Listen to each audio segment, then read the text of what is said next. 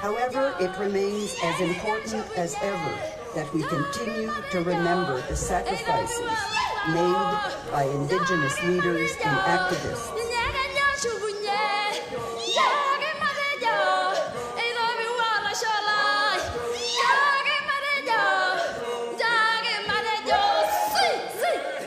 We all have that same struggle, and that we are all in danger of extinction. You know, we're always 2 generations away from disappearing, and that we have to continue to struggle. And if we stop struggling, then we disappear. And that's so clear to us, and that's why we're here. We're here to continue that struggle.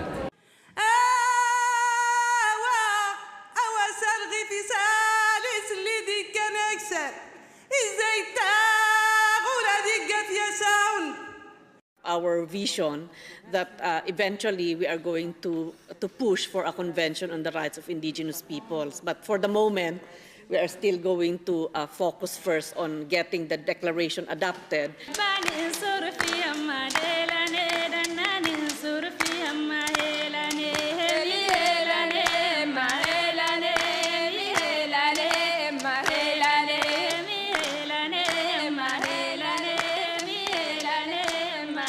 We trust that each of you will stand with us at the General Assembly as well. Finally, we must express our thanks to the Chairperson Rapporteur Chavez for staunch efforts to reach a conclusion with this text.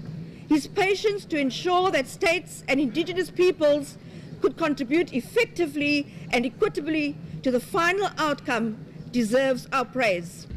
This is a joint statement by Australia, New Zealand and the United States of America. We are deeply disappointed that it has not yet been possible to reach consensus on a text for the Declaration on the Rights of Indigenous Peoples. The current text is confusing, risking conflicting interpretations and debate in its application. For example, the provisions for self-determination and for lands and resources are unworkable. NGOs argued forcefully against language limiting the right of self-determination to safeguard the political and territorial integrity of states. Can states wanting to adopt this text accept it in the absence of such safeguards? Adoption of this text risks a declaration that could be undermined, disowned, or even reversed in its intent. This text is not as good as we could get. It is within our reach to adopt a quality instrument, but to achieve that, states need more time to resolve their differences. For example, the current provisions on lands, territories, and resources are broad, unclear, and capable of a wide variety of interpretations. They could be interpreted to support claims to broad ownership rights over traditional territories, even where rights to such territories were lawfully ceded by treaty.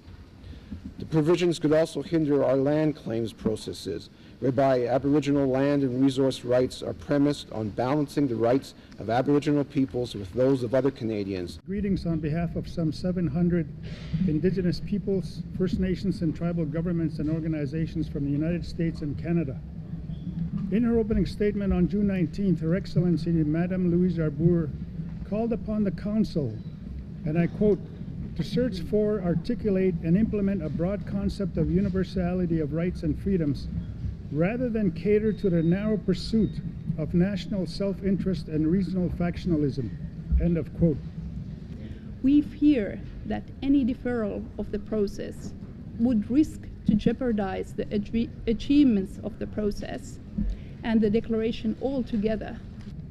Unfortunately, during this historic first meeting of the Council, a member and observer state from our region have failed to honor these calls with their positions on the UN Declaration.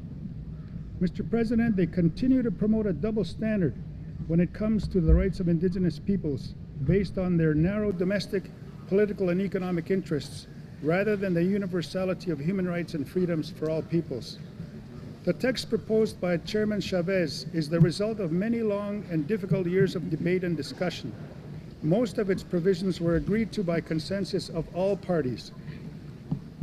In the few areas where consensus was not possible, the Chair's text takes into account the concerns of states and third parties, while also not diminishing the fundamental rights of Indigenous peoples included in a text approved by the Subcommission on the Prevention of Discrimination and Protection of Minorities. It is ironic and sad that while pointing their finger at other states with accusation of human rights violations, these states continue to violate, extinguish, and deny the rights of indigenous peoples, including treaties and treaty rights, indigenous title to lands, territories, and natural resources, and the very same political, social, cultural, and economic rights that the UN Declaration seeks to recognize. We emphatically urge the Council to reject any proposals presented at this session for an extension of the process, whether they are presented under the pretext of allowing more time to build consensus, to make additional changes to the text, procedural maneuvering, or as the Canadian minister stated, and I quote, we've simply said, back to the drawing board, end of quote. We are simply asking the Human Rights Council to grant more time for discussion. The text we have before us represents the minimum standards which the indigenous peoples in Asia can live with. No, it is not a perfect text. No, it is not a text prepared by the Asia Indigenous Caucus, but it does capture the basic aspiration and rights of the indigenous peoples of Asia. It does give us a framework to work with the states of Asia. The proposal that we should push for more negotiations to reach consensus is at best an illusion and at worst a deceptive ploy to kill the adoption of the present text by the Human Rights Council. The Caucus of Asia does not trust the governments who put forward this proposal. Por eso, el Gobierno de México reafirma su voto y solicita a los integrantes de este Consejo que así lo hagan a favor del proyecto de declaración y eso exhorta a los países que todavía tengan dudas que lo hagan favorablemente. We wish to express our wish as indigenous peoples for harmony in accordance with the natural world and hope that our multiple futures as indigenous peoples and states are brought together to embrace the positive contribution that we make to humankind. Hay problemas técnicos evidentes. Tendremos entonces que proceder efectivamente a un voto llamado roll call, ya no recuerdo en español, a mano alzada, pero después de haber sacado nominal en español, siguiendo el orden en inglés, en francés, en inglés, siguiendo el orden alfabético en inglés a partir de la suerte. Cuba.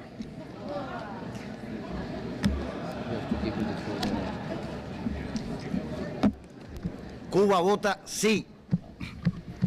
Czech Republic votes yes. Oui. Sí. Yes. Mauritius? Yes. Mauritius, yes. Mexico? Por supuesto que sí. Mexico, yes.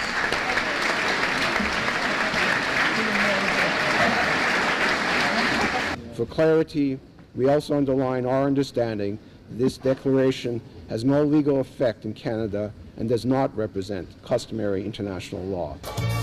El proyecto ha sido aprobado.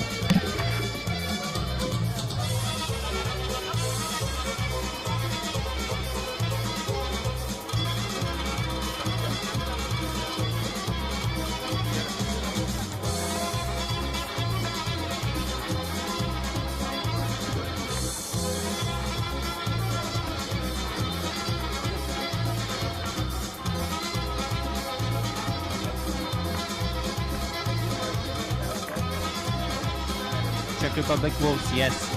Oui. Sí. Yes.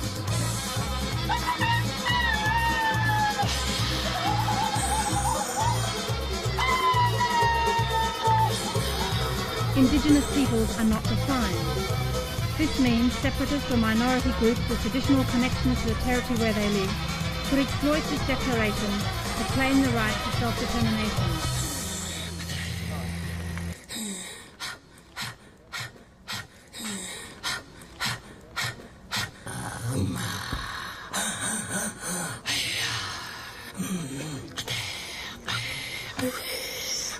Remember the sacrifices made by Indigenous leaders and activists.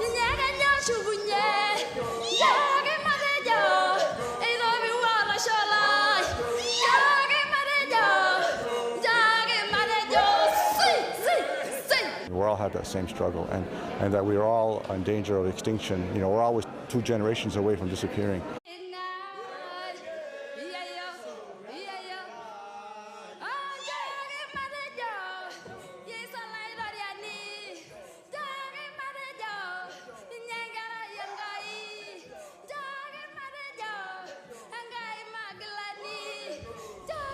However, it remains as important as ever that we continue to and that we have to continue to struggle. And if we stop struggling, then we disappear. And that's so clear to and that's why we're here. We're here to continue that struggle.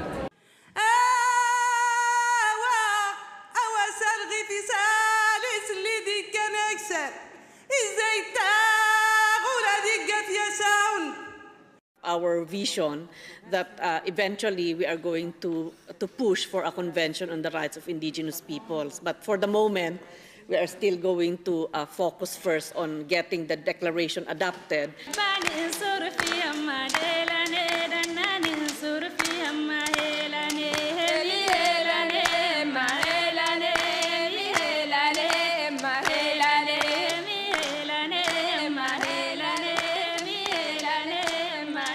We trust that each of you will stand with us at the General Assembly as well. Finally, we must express our thanks to the Chairperson Rapporteur Chavez for staunch efforts to reach a conclusion with this text. His patience to ensure that states and indigenous peoples could contribute effectively